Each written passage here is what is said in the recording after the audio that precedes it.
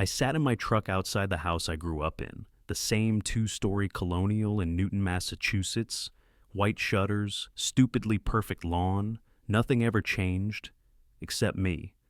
I wasn't the kid sneaking out the back door anymore. Tonight was my old man's 60th birthday, and I was finally going to say the one thing I had buried under a $17 million company and a lifetime of pretending. I'm not the failure you made me out to be. The engine was still running. I stared at the porch light, blinking like it was mocking me. That house had always felt like a courtroom, and Dad? He was judge, jury, and executioner. My name's Nathan Bishop. I'm 33. I live in Worcester now, run a mechanical systems company that services tech campuses across 4 states. But back then, I was just the other kid, the one who didn't apply himself. Lisa was the star, always. She was 3 years older and everything Dad wanted: valedictorian, Harvard Law, big firm in Boston. Every wall inside that house is still covered in her framed certificates and newspaper clippings. Me? I was the kid who liked taking apart lawnmowers, building weird gadgets out of junk. I'd come home greasy and excited to show Dad how I rebuilt a carburetor, and he'd hit me with that look, eyebrows barely raised, corners of his mouth twitching down. Not angry, worse, disappointed. Before we go further, quick note. Before we start, how's your day going and where are you joining from? He was a tenured economics professor at Boston College, obsessed with resumes and rankings. Everything in life was measured: grades, test scores, potential. Lisa fit into his mold perfectly. I didn't even make the short list. I brought home a B+ in woodshop once, and he said, "Too bad it's not in something that counts." I made my first million at 28. I could have retired by now, but I built something real, Precision Core. We design automated mechanical systems, stuff nobody thinks about but everyone depends on. Office buildings, tech labs, data centers. I solve real-world problems, but none of them know. Not Lisa, not Mom, definitely not Dad. To them, I'm still the backup plan kid, the one who didn't get into Brown. Tonight, that changes. I'm not here for cake. I'm not here for a hug. I'm here to drag the truth into the light and watch them squint. I killed the engine, grabbed the bourbon I bought, $460 a bottle, and stepped out into the cold night. I walked up the porch, bottle in hand, and as my knuckles hit the front door, I already heard the sound of Lisa's laugh through the windows. Perfect timing, right? Reminded me of middle school, coming home with report cards clutched in my backpack like live grenades. Back then, my grades were a mixed bag. A's in shop, computers, anything I could touch or build with my hands. C's in literature and history, that's where things went south. Lisa could get a 98 on a bio test, and Dad would pull out his wallet like she'd cured cancer. I once stayed up all night rebuilding an engine block I found in a junkyard. Painted it, tested it, even got it running on a makeshift rig in the garage. You know what Dad said? "That's nice, but when will you start focusing on real academics?" The next day, Lisa came home with a math award, and we had dinner at Ruth's Chris. Mom used to be different.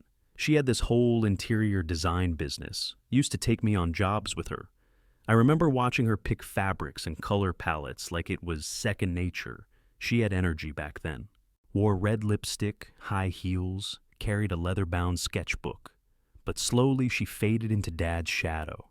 Took fewer clients, skipped showcases. Dinner was always at 6, table set like clockwork. Her design work dwindled until it was barely there. In 7th grade, I won a regional robotics competition. Real deal, schools from all over New England. I was the only kid who built his entry solo. I brought that trophy home like it was the goddamn Lombardi. Walked through the door holding it over my head. Dad barely looked up from his laptop. "You'll never make a living screwing wires into plastic boxes." That one stuck. After that, I stopped bringing home wins. I still entered competitions, still built stuff, still placed, but I left the trophies in my locker or stuffed under my bed. What was the point? Lisa wasn't mean about it. She didn't rub it in. She just kept winning, spelling bees, essay contests, debate tournaments. Always framed, always praised. Her side of the fridge looked like a museum exhibit. Mine, bare. Maybe one crooked drawing I did in 3rd grade that Mom kept out of guilt. Eventually, I figured it out. My job in the family wasn't to shine. It was to stay out of the way, keep my head down, don't rock the boat, don't make things harder. Lisa had enough pressure on her to carry the entire Bishop legacy. I just needed to survive it, but that didn't mean it didn't burn. Once in high school, I came home with a project I was actually proud of. Built a fully functional RC car from raw materials. I even 3D printed the shell at school, painted it, tricked out the engine to run off a lithium battery I'd modified myself. Thing hauled ass. Dad glanced at it and said, "You're still playing with toys?" I almost smashed it right there in the hallway. That's when the switch flipped for good. I stopped showing them anything. Didn't invite them to shop class demos. Didn't tell them when I got selected for an advanced robotics program. Didn't even mention it when one of my bills got posted on a tech blog that reached out to me personally. And they never asked. Not once. I started seeing myself how they did. A little less. Not stupid, but not impressive. Useful maybe, but not respectable. The worst part? I actually started believing them. That's the kind of damage that sticks. When you internalize being second best so deep, you stop thinking you're even in the race. I didn't hate Lisa. I hated the setup. The way the game was rigged from the start. She got the light, the applause, the dinner reservations. I got a pat on the head and a reminder to apply myself. So I did. Just not in the way they meant. By the time I was 16, I had rebuilt 3 motorcycles from scrap and sold them for enough to buy my first set of real tools. I was wiring HVAC controllers before I could legally drive, but to my parents I was still the kid who couldn't analyze a Shakespeare sonnet. That house didn't need a second success story. It needed a supporting character to prop up the main act, and I played my part, right up until the day I left. By senior year, I already knew college wasn't going to be some big applause moment for me. I still filled out 6 applications like they expected. Got into state tech with a small scholarship for their mechanical systems program. When I told Dad, he didn't even look up from his newspaper. "Trade schools are for kids who can't handle real college," he muttered over black coffee. I could have snapped right then, but I didn't. I just nodded, grabbed my keys, and went to my job at the garage. I paid for everything myself. Tuition, books, tools, rent. I worked nights changing oil and rotating tires, weekends crawling through basements, fixing busted HVAC systems. I smelled like burnt coolant most days, ate gas station sandwiches in my car between classes, and kept every receipt in a shoebox. That life wasn't pretty, but it was mine. I met Camille the first week of freshman year. She was in the civil engineering track, sharp, sarcastic, gorgeous, in a way that didn't need fixing. First time she came over, she stepped around socket wrenches and empty Red Bull cans and said, "You live like a raccoon, but at least you're building something." I laughed so hard I choked on my ramen. She believed in me from day one. One night, I came back dead tired, hands cracked open from a furnace job gone sideways and just dropped on the floor. She didn't say a word, just cleaned the cuts on my knuckles and made me a grilled cheese. That $5 sandwich had more support baked into it than my parents gave me my entire college career. That same year, I met Professor Davies. He taught applied systems engineering, wore oil-stained jeans to class, and didn't give a damn about formality. First time I handed in a project, he looked it over and said, "You've got commercial instincts." Not just talent. Instinct. He became the first mentor I ever had. He showed me how to pitch projects, write up bids, talk like a contractor instead of just a tech. When he lined up my first internship with an HVAC firm out in Springfield, I didn't even know how to react. Just shook his hand and said thanks. Probably too many times. I invited my parents to graduation, sent them an actual mailed invitation, even though we hadn't talked much. Mom said they'd try to make it. Dad emailed me back 2 days later. "Department mixer that night. Proud of your hard work. Nothing else." I sat in the crowd, sweaty under my gown, looking around at families holding flowers, hugging, taking pictures. My name got called. I walked across the stage, shook hands. That was it. Afterward, Camille found me in the parking lot. She wrapped her arms around me and said, "You did it." And for the first time, I actually believed it. I moved into a studio apartment above a plumbing shop. Windows rattled every time a truck went by. The ceiling leaked in the corner when it rained, but rent was cheap, and the garage downstairs let me use their lift on Sundays. I started taking on more gigs, friends of friends, word of mouth. Installed ACS, rebuilt units, climbed onto sketchy roofs in the middle of summer heat waves. 16-hour days, no vacations, no safety net. Just me, a busted Ford van, and a dream nobody else gave a damn about. That grind broke me down some days, but it also built me. Every scraped knuckle, every job I finished under deadline, every customer who paid in cash and gave me a cold beer after, it added something. A piece of what would eventually become the real me. I didn't know it then, but that grease under my nails, it was laying the foundation, not just for a business, for a whole different life. I built the business in silence. By 27, I'd filed the paperwork for my own company, Precision Core.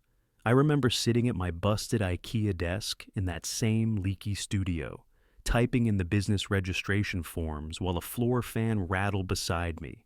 No partners, no seed money. Just a toolbox, a beat-up laptop, and a phone full of contacts who knew I got things done right and fast.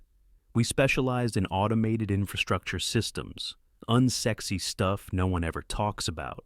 But without it, buildings don't run. I'm talking HVAC retrofits, programmable thermostats for commercial use, data center cooling layouts, energy-efficient overhauls. Nothing flashy, just critical.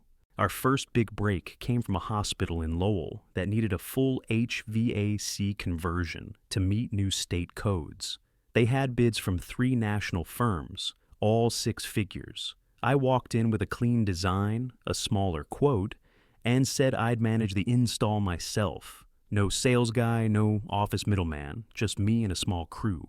They said yes. I lived on that job site, pulled 14-hour days, climbed into ductwork, ran wiring, wrote inspection reports at night. The hospital director shook my hand 2 weeks before deadline and said, "Fastest contractor I've ever worked with. And clean." That's all I needed. Word spread like wildfire. By 30, Precision Core had 15 employees, 4 work vans, and contracts across Massachusetts, Rhode Island, and Connecticut.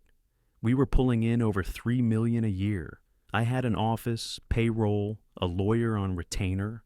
I wore steel-toe boots and carried a business card with my name embossed in silver. I wasn't just working jobs, I was hiring for them. None of that mattered at home. Family dinners were still about Lisa, her law firm, her clients, her high-stakes cases that made Dad beam like she'd just been elected mayor. Me? I'd sit at the table sipping my beer, listening, waiting. Sometimes, if someone asked what I did, Dad would wave a hand and say, "Nathan works with machines." That line, it dug in deep, like I was some kind of overpaid janitor. Lisa never corrected him, not once. One Christmas, we were cleaning up after dinner.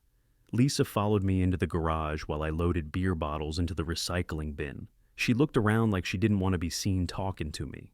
"You doing okay financially?" she asked, real soft. I stared at her, actually stunned for a second. Why wouldn't I be? Lisa, I cut her off. I own a company. Precision Core? We did $3.2 million this year. She blinked like I'd just spoken in binary. Wait, what? I almost laughed. You think I'm living paycheck to paycheck out of a garage? She shook her head. I didn't think that. I didn't know. And that's when it really hit me. None of them knew. Not because I'd been hiding it, but because they never thought to ask.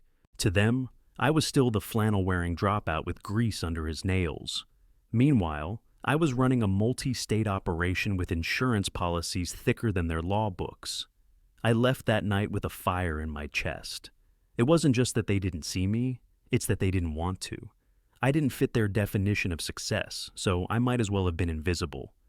But fine. They didn't see it coming. They never do when you climb quiet. So, for Dad's 60th, I decided I wasn't playing small anymore. No rented Honda, no blend-in flannel. I pulled up in my custom black F2 50 Super Duty, chrome grille polished so clean it caught the porch lights like a damn spotlight. Full diesel, lifted suspension, custom interior, and a sound system that could rattle windows. I'd waited a long time to walk up that driveway like I actually belonged. In my hand, a bottle of Blue Run bourbon. $460. More than Dad's suit probably cost. I didn't knock, just walked up and rang the bell like I owned the house. Mom opened the door. She froze for a second, scanned me head to toe, dark jeans, clean boots, tailored jacket. Not a smudge of grease on me. Then she smiled like she didn't know whether to be proud or scared. "You look successful," she said, voice low. That was the first time I'd ever heard that from her. Not, "You look nice," or, "You've cleaned up." Successful. Inside, it was like stepping back into a shrine. Same old frame plaques and photos. Lisa's graduation, Lisa's swearing in, Lisa at the Boston courthouse with some congressmen. Not one photo of me. Not one reminder I even grew up in that house. Dad was in the dining room with a group of his professor friends, sipping scotch and doing that smug half-laugh rich men do when they're bored. He looked up, barely. "Nathan, good of you to come. Lisa's got big news about her firm's merger." That was it. No "happy you're here," no "how have you been?" Just straight back to Lisa. I didn't say anything, just handed him the bourbon, let him read the label. His eyes flicked down, then he said, "That's generous," and set it down like it burned his hand. About 20 minutes in, I was leaning against the kitchen island, sipping a beer when it happened. Some guy in a navy suit, mid-40s, probably one of Lisa's clients, walked in and did a double take. "Wait, are you Nathan Bishop?" he asked. "Yeah," I said cautiously. "The guy behind Precision Core?" The whole room paused, like someone had cut the background noise with a remote. "You did the energy retrofit for Harbor Medical, right?" I nodded slowly. "We tried to get a bid from you last year," he said, suddenly animated. "You guys were too booked to even send someone out." "That's impressive, man." You could hear a pin drop. Dad turned toward me with this frozen smile, like someone just told him the dog could talk. Lisa looked confused. Mom's hand covered her mouth. And me? I just kept sipping my beer. "Didn't realize you two knew each other," Dad said stiffly. The guy laughed. "Small world. Precision Core's been killing it. You must be proud Dad didn't answer." Just chuckled that dry, academic chuckle he uses when he doesn't know what else to do. I didn't rub it in. Didn't need to. His silence did the work for me. Lisa walked over a few minutes later, wine in hand. "Why didn't you tell us?" she asked. "You never asked," I said, eyes still locked on Dad. And right then, I felt it shift. Just a crack in the old foundation. The version of me they thought they knew didn't match the man standing in their kitchen anymore. I didn't need to raise my voice. I didn't need to give a speech. I just had to show up in the truth, loud as a diesel engine, sharp as chrome, and let them sit in it. Dinner was served like it was any other Sunday. Roasted chicken, green beans, mashed potatoes with too much butter. Mom's comfort food lineup. The table was set the same way it always had been. Cloth napkins folded into triangles, wine poured into the same glasses from their wedding registry. Everything in its place. Everyone pretending it wasn't about to fall apart. I took my seat across from Dad. Lisa sat to his left, like always. Mom floated around filling plates like she couldn't feel the tension cracking the air. He tried to move on like nothing had happened. "Of course, there's a lot of hype in these service industries," he said, carving into the chicken. "A few projects get noticed, and suddenly everyone's a business guru." I dropped my fork. "It's not hype," I said. I run a company worth over $25 million. I've got 38 full-time employees. I'm building systems for hospitals, campuses, tech labs, places your colleagues probably don't even know how to maintain. And I built it from nothing. While you looked at me like I was some family embarrassment, the clink of silverware on porcelain was the only sound for a full 3 seconds.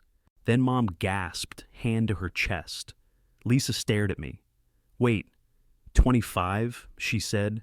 As in, million? I nodded, eyes still locked on Dad. He looked up slowly, not angry, just blank, like I'd started speaking Swahili. Why hide this from your family? He asked. You never wanted to see it, I said, my voice flat. You made your decision about me before I could even grow into myself. I was 15 when you wrote me off. After that, what was the point? He opened his mouth like he wanted to argue, but nothing came out.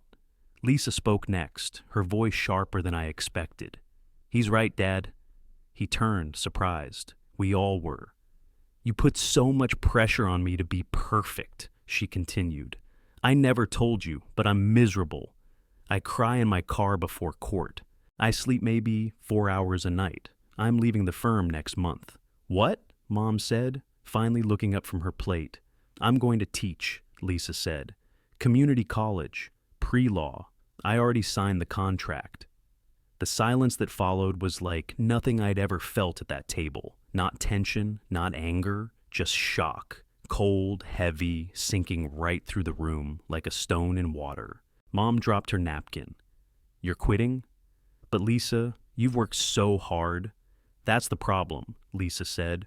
I've been working your dream, not mine. His dream. I don't even like litigation. I hate the pressure. I want a life that feels like mine, not some gold-plated checklist Dad looked between us like he was seeing two strangers. He tried again. I just wanted you both to succeed. I thought I was giving you structure, direction. No, I snapped. You gave Lisa pressure and gave me silence.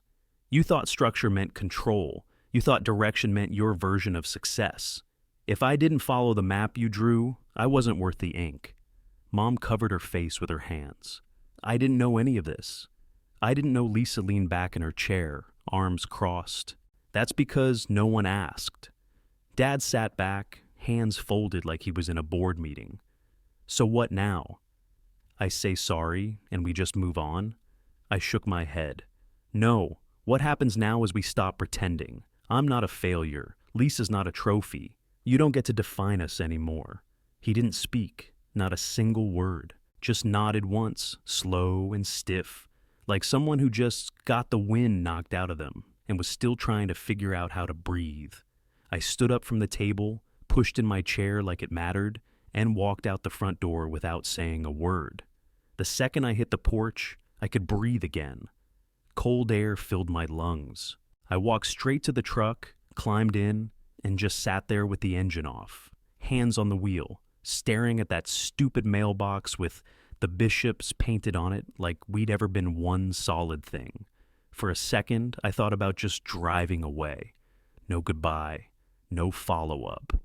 Just let that dinner be the last chapter. But the passenger door opened. Lisa climbed in and closed it behind her. Didn't say anything right away. Just sat in the quiet with me, like she didn't know how to start. I was jealous of you, she said finally. I turned to look at her. You were free, she said. You gotta fail. You gotta choose. Yeah, I muttered. Free to eat ramen and work through pneumonia. She laughed, dry and short. Still sounded better than carrying everyone's expectations like a weighted vest. That hit. I'd always seen her as the one who had it made. Awards, praise, the golden spotlight. But sitting next to her in the truck, mascara smudged and eyes red, I realized she'd been trapped too. Just a different kind of prison. We didn't hug. We're not those kinds of siblings. But we looked at each other, really looked, and for the first time, we weren't two sides of a rigged scale. We were just people. I took a breath. You ready to go back in? She nodded. Together. We stepped through the front door side by side. Dad was still at the table, staring down at his plate like it might speak up, and solve this for him. Mom had moved to the kitchen, wiping tears and pretending to clean.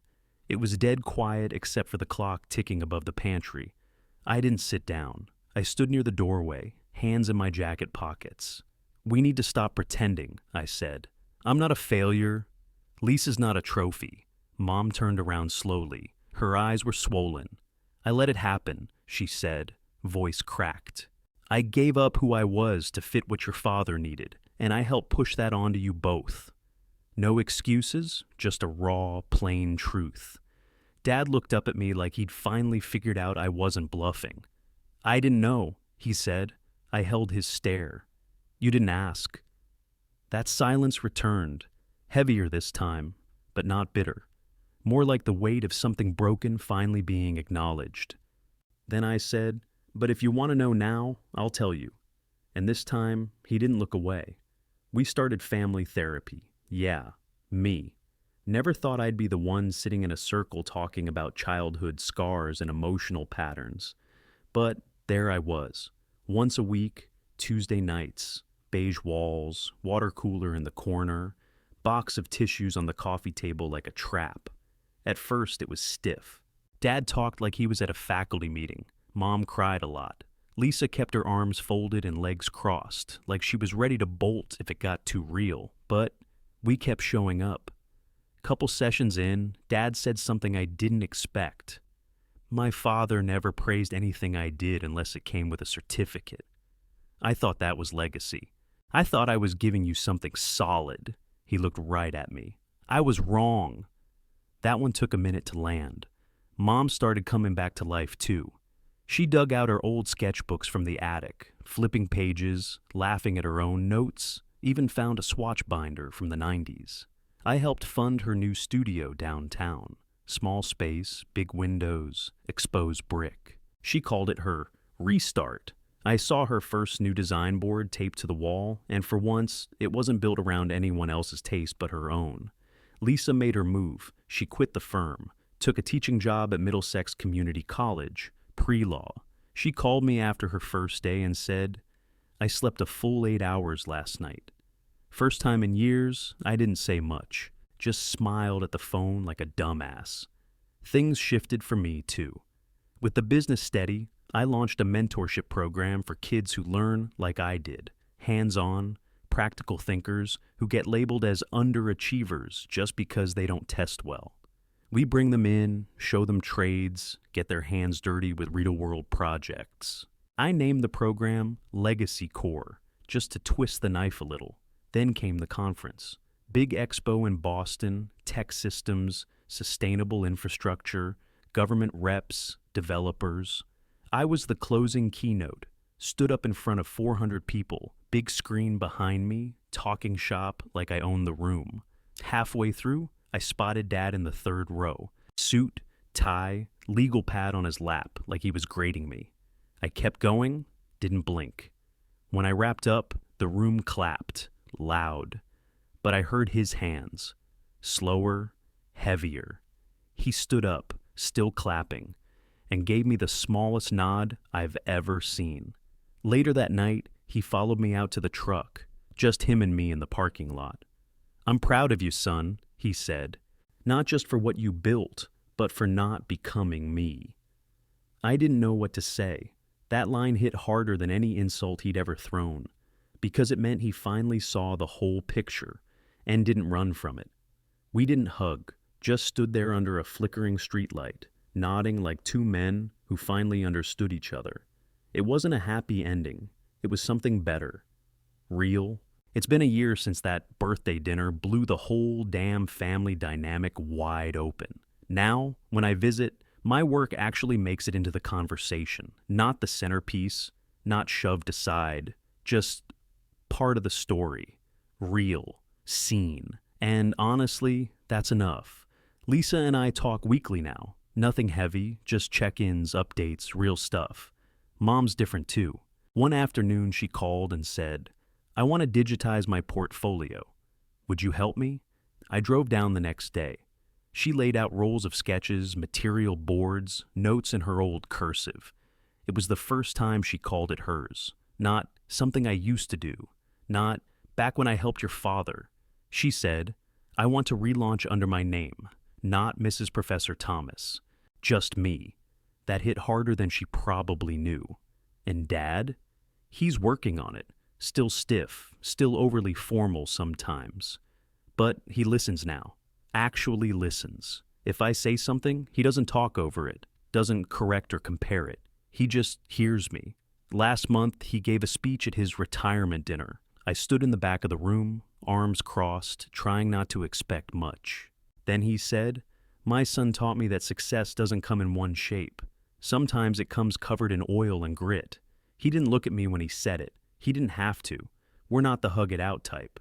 Probably never will be. But that line landed because it was true, and it was his. No prodding, no therapy script. Just a man trying to make it right. He'll never be the dad I used to wish for when I was a kid building engines alone in the garage. But he's trying to be the man I needed him to be. And that counts for something. The old label, not the bright one, doesn't fit anymore. I wasn't broken. I wasn't behind. I was just wired different. My kind of brilliance needed a different outlet, one they never bothered to look for. I built my company out of rejection, out of being underestimated, out of years of quiet grit, where no one clapped and no one cared. And now I build things that last, even family.